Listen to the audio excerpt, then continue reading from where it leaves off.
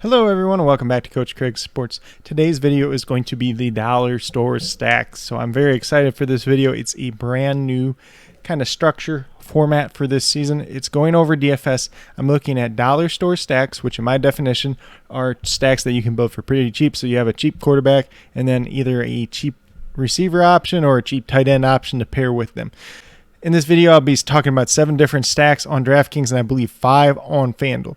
You'll see a little bit of crossover just because similar players, similar prices, similar values. So these are going to be the guys that you want to target this week. You get a cheap quarterback, stack them with a wide receiver, stack them with a tight end, maybe even 2 wide receivers or a wide receiver and a tight end. And what the whole goal in doing this is being able to unlock value at other positions. So you're able to pay up for a stud running back, a Christian McCaffrey, a Dalvin Cook, and Alvin Kamara. That's why we are doing this. But without further ado, we'll get started on the DraftKings side first. One of my favorite stacks this week in general, and I think it's going to be a pretty popular game in terms of DFS kind of stacks back and forth, is the Philadelphia Eagles. So we got Jalen Hurts at quarterback, $6,400. Pretty fair price for him, especially for a mobile quarterback. Mobile quarterbacks are king on DFS slates. So if Jalen Hurts is able to run for close to 100 yards, if he throws for a bunch of yards, gets some touchdowns against a poor Atlanta defense, this could be a great matchup. So he's a good play already on his own.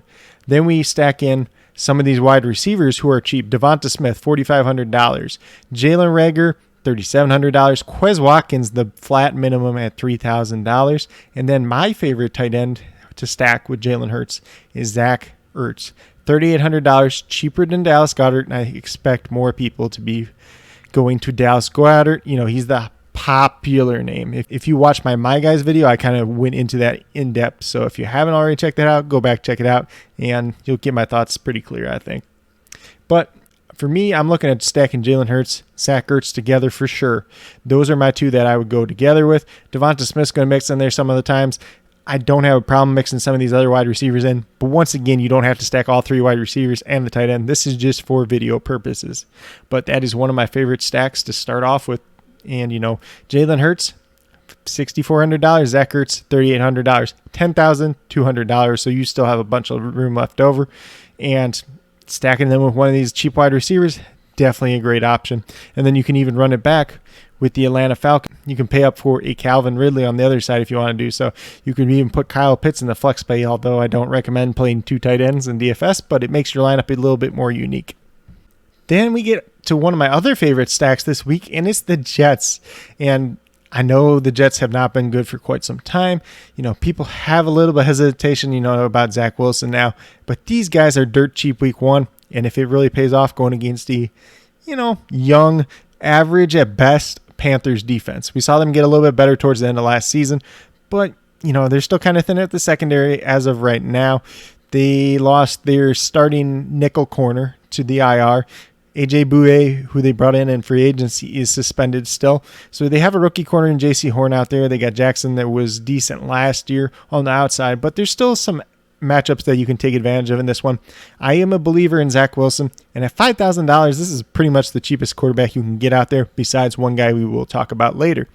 So got essentially one of the cheapest quarterbacks on the slate, going against an average or below average defense. You got Corey Davis, who I do like a ton, $4,900. Think he could be a target machine this year. Elijah Moore, $3,000. Everybody's, you know, Twitter darling. He definitely could factor in as well. I probably don't stack both these guys together. I probably stack one and the other, but that's just me. And then we can move down to tight end. We got Tyler Kroft, $2,500, the flat minimum for a starting tight end who had good chemistry in the preseason with Mr. Zach Wilson. So I'm loving a stack where I stack Zach Wilson, Corey Davis, and Tyler Kroft, and I start off with so much more money. You can pay up for a Christian McCaffrey and an Alvin Kamara in a build like this. You can even run it back on the other side with a DJ Moore or Robbie Anderson. There is so much potential with a stack like this. Then next we have the very opposite side of that game. We got Sam Darnold, also $5,000. I am not a big believer in Sam Darnold in general, but the corners for the Jets are not very good. Bryce Hall, 5th round pick, is their top corner at this point in time. They're starting a rookie on the other side and a very suspect corner in the nickel. So this could be a good game for Sam Darnold that has that revenge game narrative. So there's probably going to be more people playing Sam Darnold just because of that.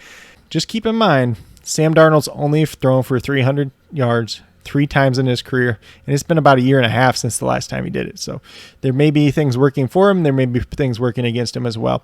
You can get DJ Moore $6,100. I think that's a pretty good value. It's not like a super cheap guy like most of these guys will be, but I think he's still underpriced. And if it's anything like what we saw in the preseason, 6 targets, 6 catches for him, and he's the main guy, watch out.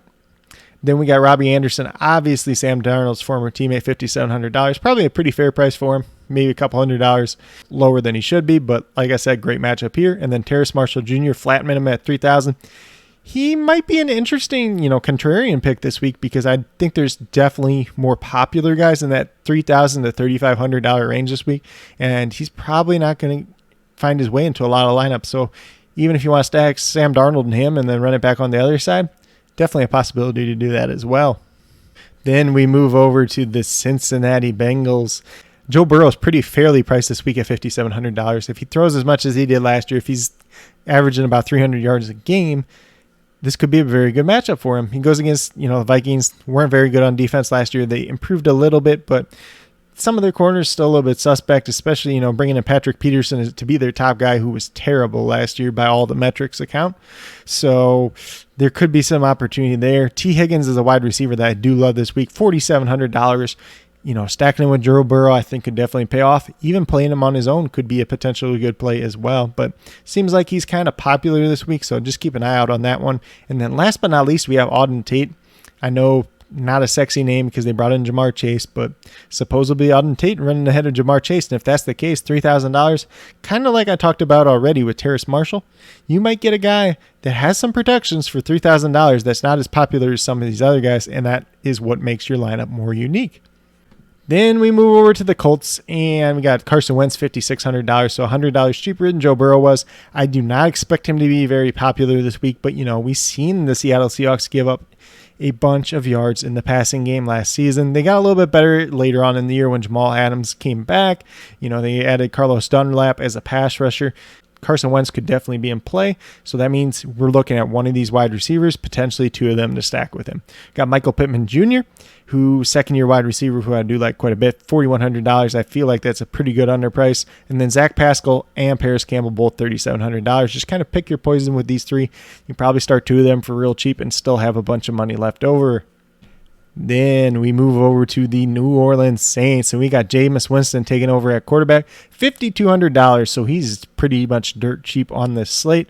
Goes against the Packers. The Packers, have a decent secondary. We've seen Kevin King get exposed last year, though, so he's definitely the weak link in their secondary.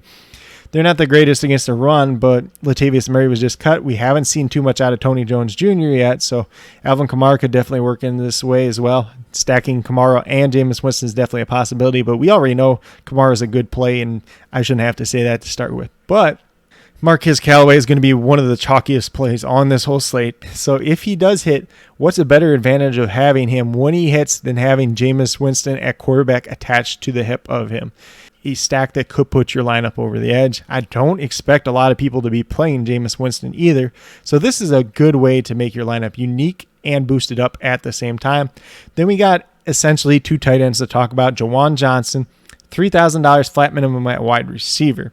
He has converted over to tight end now, so he's looked pretty athletic there. Chance that he gets some receptions, especially if Traquan Smith does not end up playing in this game. He didn't practice yesterday due to a hamstring injury. We haven't really seen him in the preseason, so there's a chance that he doesn't play. Jawan Johnson or little Jordan Humphrey or somebody like that can have a decent game for $3,000, and they're probably not going to be very popular on the slate overall. Then at tight end, we got Adam Troutman coming back from that ankle injury. Not like super excited about him, but if you got Jameis Winston, pairing him up for $2,900, still a dirt cheap play. A way to make your lineup really different at tight end and pay down in the process.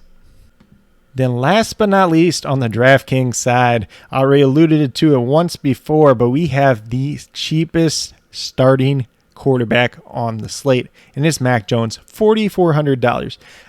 As long as I've been playing on DraftKings, I think this is the cheapest starting quarterback I've ever seen in my time.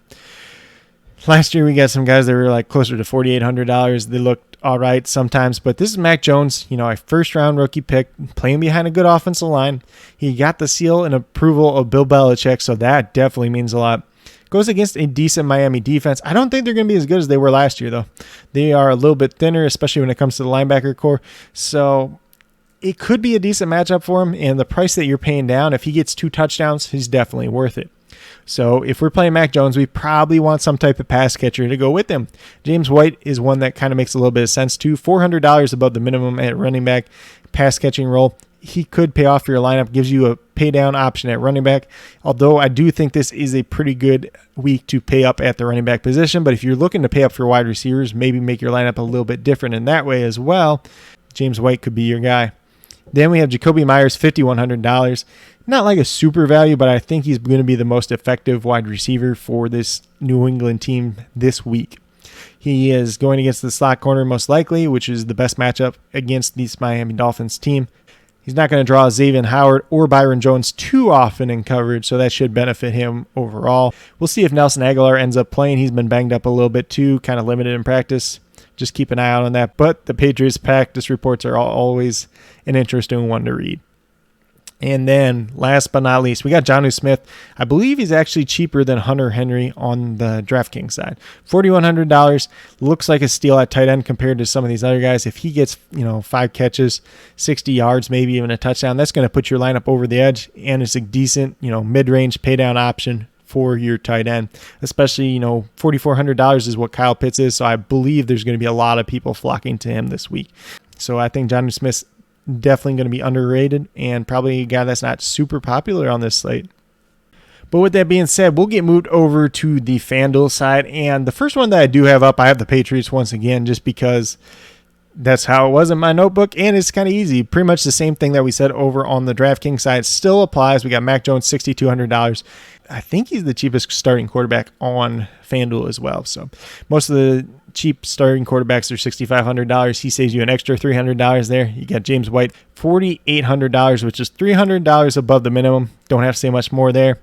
And Jacoby Myers, same thing still applies, $5,400. Playing on FanDuel, so you got $60,000 to spend instead of $50,000. So that $300 difference really is more of a benefit than it is a detriment, essentially. Then we'll move down to tight end once again. I got Jonnu Smith, $4,900. Essentially the same price, percentage of your budget overall. So pretty similar thing for the Patriots. If they have a good game, Mac Jones has a good game, these guys are definitely going to pay off. Then we move back over to the New York Jets. We got Zach Wilson, $6,500. Pretty much, the cheapest quarterback range that you're going to find.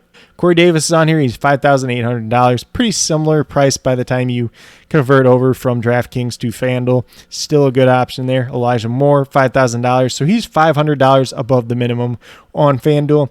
Still a decent play, but still probably not one that I'm making too often myself. And then Tyler Kroft, $4,700. I believe the minimum for tight end on FanDuel is $4,000. So he's $700 more than that. Still a good pay down option overall. Then I move back over to the Indianapolis Colts. We got Carson Wentz, $6,500. Already talked about the $6,500 threshold being one of the cheapest for the quarterbacks on the season. Seattle defense still good to target, especially in terms of secondary thrown against them. We got Michael Pittman Jr., $5,300. He's a little bit more pricey on the FanDuel side when you compare it overall. Paris Campbell, $5,000, and Zach Pascal, $4,900. So they're all in a similar type of price range. They're all real close together. Probably play 2 of the 3 if I'm looking to play Carson Wentz and stack him with some of these wide receivers. And then I'll also say, too, just keep in mind that Paris Campbell was limited earlier in practice this week with an Achilles soreness. He practiced in full, I believe, today, though, so he should be all right and should be good to go, but just something to keep in mind. Then we move back over to the Carolina Panthers. Once again, $6,500 for Sam Darnold. Don't have to talk about that price range again. We got DJ Moore, $6,700. So essentially the same percentage of your overall budget compared to DraftKings. Same thing for Robbie Anderson at $6,200. And then Terrace Marshall Jr., $400 over the minimum. Don't expect him to be too popular on the FanDuel side. So once again, a great way to differentiate your stack if you're looking to do so. Then last but not least, you guessed it. That's right. We're back to the New Orleans Saints. We got Jameis Winston, $6,700. So he's going to be the most expensive, cheap stack, dollar store stack on the FanDuel side.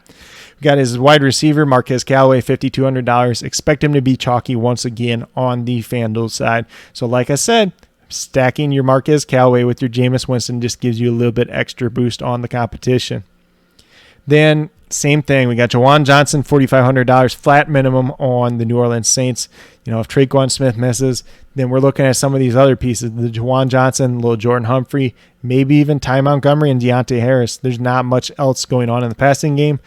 But if Traquan Smith's out once again, then Alvin Kamara is pretty much a play that you have to put in your lineup when you're starting to build your lineup. I think there's a definitely case to be made that he should be 100% rostered in pretty much every lineup. I know it doesn't sound very exciting, but if you're building, especially if you're building a cash lineup, he needs to be the first guy you put in this week. And then once again, we got Adam Troutman. Same thing as the DraftKings side. There ain't too much else that I can say there, but with that being said, that's all I have for my dollar store stacks for this week. Hopefully you guys all enjoyed this video. Please let me know your thoughts on this series, whether you want me to continue doing it or if you want me to see me switch it up a little bit more for DFS. I know last year I did kind of the value plays at each position. If that's something you're interested in, please let me know as well. I do have my DFS player pool sheet that I've compiled for the week. If you guys are interested in that, please let me know. I'm also working on starting a Patreon. Once I get that up and running, I'll have some different spreadsheets on there, the DFS player pool and stuff like that. When that is up, I will let you guys know. And, if you choose to support me, definitely would appreciate it at that point in time. But with that being said, if you are new to my channel, please consider subscribing. Definitely would appreciate it. It helps to build the community that we're trying to build here at Coach Craig Sports, and that's one that's truly for you, the viewers, helping you with your fantasy football lineups, helping you with your DFS, whether it's NBA or NFL, talking all the football news. Latavius Murray did just get signed by the Ravens too, so probably have to talk about that a little bit more next week, but as far as it goes for Monday night, I don't see it changing much. Then talking about some 2022 NFL draft prospects as we get closer to the 2022 NFL draft. And with that being said, if you are a new or current subscriber who's yet to do so, also hit that notification bell down below. It's going to let you know every single time I post up a new video. But with that being said, that's all I have for today's video. Hopefully you all enjoyed. Once again, please let me know your thoughts on this dollar store stack series. Definitely excited to do this series with you guys. Hopefully you all enjoyed. If you don't enjoy it, if you want to see something a little bit different, just let me know. Part of my goal here is to really find things that you guys like and to try to help you out the best way that I can. And then last but not least, just a special little shout out to each and every one of you watching today's video. I truly do appreciate you taking the time out of your day to watch this video. It definitely means a lot to me, and I hope each and every one of you has a great rest of your day.